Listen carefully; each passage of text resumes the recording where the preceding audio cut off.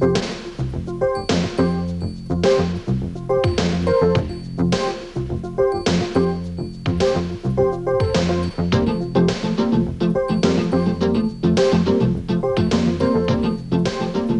safety, the safety of your fellow workers, and the safety of the driving public will depend on you performing your flagging duties properly. An effective flagging operation is not something that just happens.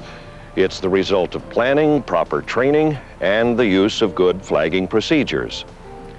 This program was developed to help prepare you to be a flagger. As a flagger, you're in contact with the public more than anyone else on the job. Your attitude and appearance directly affect the public's view of operations. A flagger's responsibilities are critical in keeping the work zone safe. Your first responsibility as a flagger is to have the proper clothing and equipment in good condition. Improper equipment reduces the driver's ability to understand your instructions. Neat dress and appearance also help you gain the driver's respect, making your job that much easier. Your clothes shall include an orange safety vest, shirt, or coat, and may include a brightly colored hat. This clothing makes you more visible to traffic and makes you stand out from the other workers. It is also a good idea to carry an air horn to alert your co-workers if a vehicle appears likely to run into the work area. The main traffic control device used by flaggers is the stop-slow paddle. This sign is octagon-shaped, at least 18 by 18 inches, with 6-inch high letters. The paddle should be mounted on a handle that measures at least 5 feet from the ground to the bottom of the sign. A 6 or 7 foot mounting height will make the paddle more visible. Before beginning any flagging operation, advanced warning signs must be in place. For most flagging operations, this will include a roadwork ahead sign, a one-lane road ahead sign, and a flagger symbol sign. In some cases, other advanced warning signs may be used, but in all cases, the flagger sign must be in place before flagging begins. With advanced warning signs in place and with proper equipment, the flaggers may now begin controlling traffic. Because drivers are sometimes tired, preoccupied, or impaired, you must remain alert at all times and stay on your feet facing oncoming traffic. Always stand alone in a highly visible location away from other workers and work vehicles. However, never stand directly in the path of an approaching vehicle. Generally, flagging operations require 3 basic skills: stopping, releasing, and slowing traffic. To stop traffic, stand on the shoulder of the roadway with the stop paddle away from your body, on or near the edge of the pavement. Look directly at the approaching traffic. Raise your free hand with the palm exposed to the approaching driver. Make eye contact with the driver. After you have stopped the first vehicle, remain on the shoulder of the road. This is your normal flagging location. If additional vehicles arrive and they cannot clearly see your stop paddle, then you may walk out to the center of the roadway so the additional approaching traffic can see the stop paddle. Do not cross the center line. Remember to watch out for traffic that may be coming from behind you. Never stand in the path of oncoming traffic. Before you release traffic, you'll need to move back to your normal flagging location. Keep your paddle on stop until you are safely on the shoulder of the road. Only then may you release traffic. There are 2 ways to release traffic. The first way is from the closed lane. To release traffic from the closed lane, turn the slow side of the paddle to face the vehicles. With your free arm, signal the drivers to proceed into the open lane. Be direct and point in the direction you want the traffic to go. Never wave the paddle. After all the vehicles have passed, turn your paddle to stop and wait for the next vehicle. The second way to release traffic is from the open lane. After the road is clear ahead, display the slow paddle to the drivers. With your free arm, motion the drivers to proceed. Again, be direct and deliberate in your motions. In some cases, you may not need to stop traffic, but only slow it down. In these cases, always stand on the shoulder of the road. Display the slow paddle to oncoming traffic. Use your free arm to motion traffic to slow down. Remember, never stand in the path of oncoming traffic. If you learn these 3 basic skills, you'll be well prepared for any flagging operation. Situations will vary, and how you apply these skills will differ from project to project. Remember, never start any flagging operation until advance warning signs are in place. These signs tell the driver that you're controlling traffic ahead. Without these advance warning signs, the driver does not expect you to be in the roadway. Now, let's look at some typical situations a flagger may face. The first situation is a single flagger operation. Sometimes only one flagger is needed to control traffic on a low-volume 2-lane road. Where only one flagger is used, the work area must be short and on a straight section of roadway. The flagger must be visible to approaching traffic from both directions. In a single flagger operation, the flagger stands on the shoulder directly across from the work area so that he or she is visible to traffic approaching from either direction. Then the flagger can assign right-of-way with the paddle. Remember, a single flagger operation is only acceptable for low-volume conditions where there is good sight distance from both approaches and the work area is short. The second situation, probably the most common, is the 2-flagger operation. When 2 flaggers are used, they must always be able to communicate with one another. This can be done by keeping visual contact, using radios, or using the flag-carrying method. In these cases, one flagger is always in charge of the operation. If visual contact is possible in the work zone, then the operation normally works like this. One flagger displays the stop paddle and stops traffic, while the second flagger displays the slow paddle and releases traffic. The first flagger continues to display the stop paddle and stop all traffic until the second flagger turns his paddle to stop and gives an all-clear signal. This signal tells the second flagger he may release his traffic by displaying the slow paddle.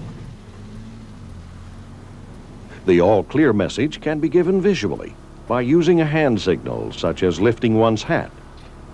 Be careful, however, not to use hand signals that may confuse the motorist. When visual contact is not possible, such as over hills or around curves, then radios are the best way to maintain communication between flaggers.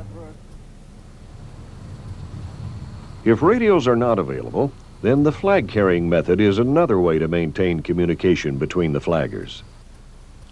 The first flagger hands a flag to the last car allowed to go through.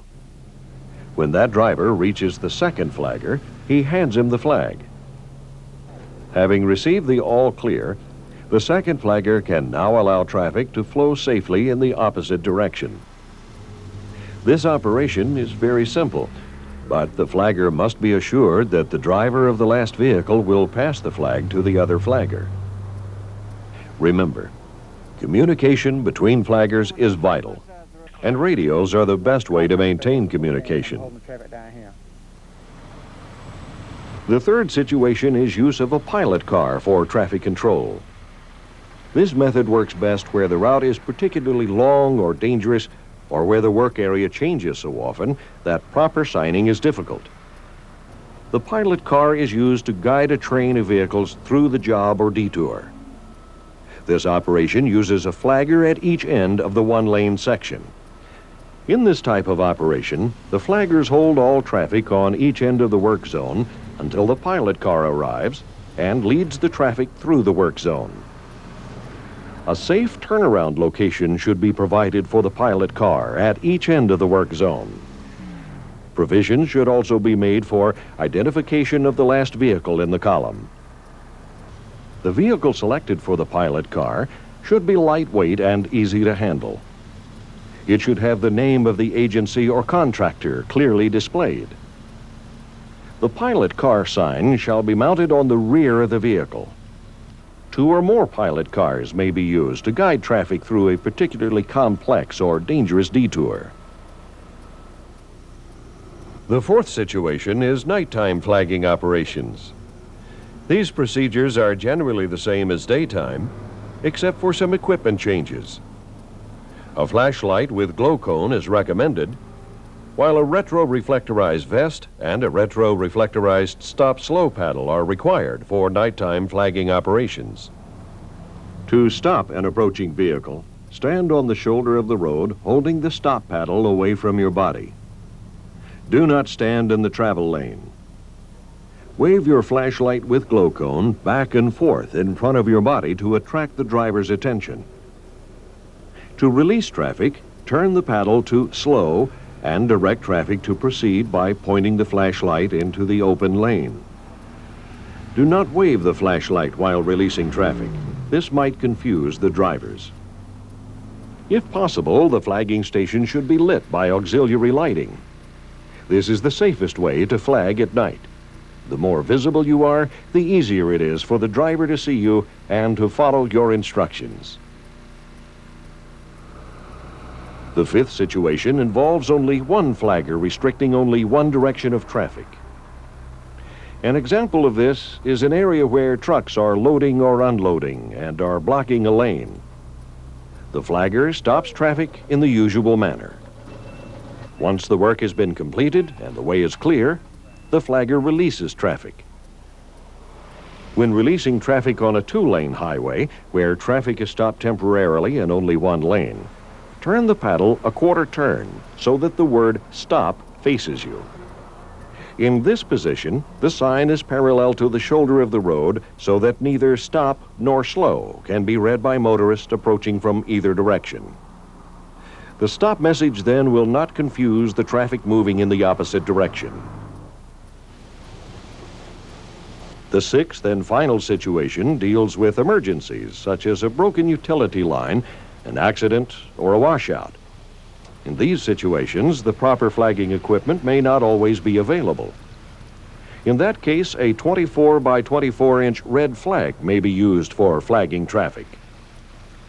In emergencies, your first priority is to warn the public of the hazard. To stop traffic, stand on the shoulder of the road and extend the flag into the roadway. Raise your other hand to the stop position. To release traffic, drop the flag to your side and with your free hand, motion traffic to proceed. Do not use the flag to motion traffic through. This confuses the drivers. To alert and slow traffic, the flag should be waved from the ground to shoulder height. As soon as the proper equipment is available, the stop-slow paddles should be used. Now let's summarize the 6 flagging situations we've just discussed. Single flagger operation. This operation is acceptable for low volume conditions where there is good sight distance and the work area is short. 2 flagger operation. This is the most common flagging procedure. A flagger works on each end of the work zone to control the movement of traffic through the work area. Good communication between flaggers is critical during this operation. Pilot car operation. This method is used when the work zone is particularly long, dangerous, or complicated. Nighttime flagging operation. This can be a dangerous operation because of poor visibility at night. In all nighttime flagging operations, all traffic control devices must be retro-reflectorized and, if possible, the flagging stations should be lighted. 1 flagger restricting one direction of traffic. This operation is normally used where one lane of traffic is periodically blocked. Emergency flagging. Under emergency situations, 24 by 24-inch red flags may be used to control traffic until stop-slow paddles can be obtained. Remember, no matter what flagging procedure is used, always stay alert. Face oncoming traffic. Stand alone in a good visible location away from other workers and work vehicles. And never stand in the path of approaching vehicles. Your job as a flagger is one of the most important jobs in the work zone. Everyone, including the motorists, fellow workers, and you, will depend on your ability to properly follow these flagging procedures. If you ever have any questions about flagging operations, don't hesitate to ask your supervisor. The supervisor is an important part of a good flagging operation. As a supervisor, be sure that your flaggers understand their duties. Decide which situations require flagging. If it is needed, don't allow work to begin until the flagger or flaggers are in place. Select flaggers carefully. Alertness, good vision and hearing, courtesy, neat appearance, intelligence, and a sense of responsibility are required. Be sure your flaggers have the proper equipment and the flagger signs are in place before flagging begins. Schedule routine breaks for your flaggers. Drive through the work zone and observe the flagger's operation. Close calls or skidding mean that the flagger stations need to be moved or that other problems exist. Signs should not be left up after flagging is completed. Remove, fold over, or turn away the flagger and other inappropriate signs when flagging is no longer being performed. Do not mislead the public. For additional information, you may refer to the Flagging Handbook produced by the American Traffic Safety Services Association. This is a pocket-sized handbook which you may want to obtain for your flaggers. Flagging is one of the most important jobs in any construction, maintenance, or utility operation. It is also one of the most dangerous. However, with proper training, equipment, and procedures, flagging can be safe and effective.